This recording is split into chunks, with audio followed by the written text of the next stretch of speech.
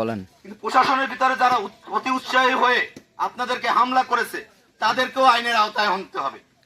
এক নম্বর এটা পূর্ব দিকে থেকে পশ্চিম দিকে একদম রাস্তাতে মাথায় আইন তৈরি হয় মানুষের জন্য, রাস্তায় দেন, মানুষের বেঁচে থাকার জন্য। রাস্তার উপর মানুষকে মেরে কোনো আইন হতে পারে না এই বাংলাদেশে। থেকে ভিতরে এক নম্বর রোডে মানুষকে মারার একদম জন্য, মাথায় জাতাকলে অর্থনৈতিক পিষ্ট করার কলেজের জন্য, ওখান থেকে অসহায় মানুষের আশ্রয় কেড়ে নেওয়ার জন্য যে আইন ব্রিটিশ তৈরি করেছিল সেই আইন পরিবর্তন করে হলেও বাস্তুহারার এই ছিন্নমূল মানুষের যে আশ্রয়টুকু এটুকু ফিরিয়ে দিতে হবে, এই লক্ষ্যে আমাদের অবস্থান থাকবে।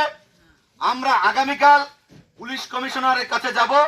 যদি তারা পদক্ষেপ না নেয় আমরা ডিসি বরাবর একটা স্মারকলিপি দিব আপনাদের পক্ষ হয়ে, আপনাদেরকে সাথে নিয়ে।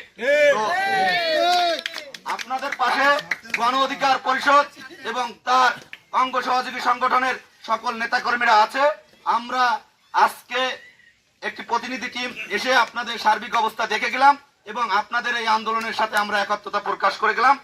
কিন্তু আপনাদের প্রতি আবারও বিনীত আহ্বান থাকবে, আপনারা আইনের প্রতি শ্রদ্ধাশীল থাকবেন এবং অতি উৎসাহিত হয়ে কোনো ধরনের দেখা যাচ্ছে দুর্ঘটনার সাথে জড়ায় যাবেন না।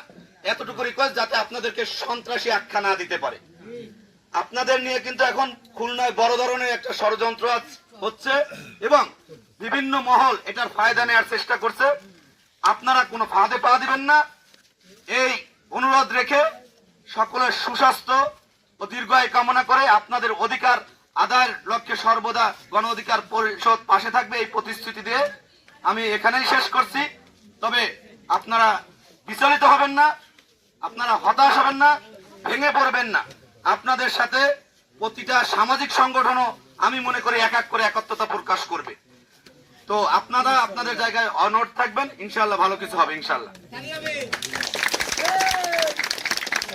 ধন্যবাদ।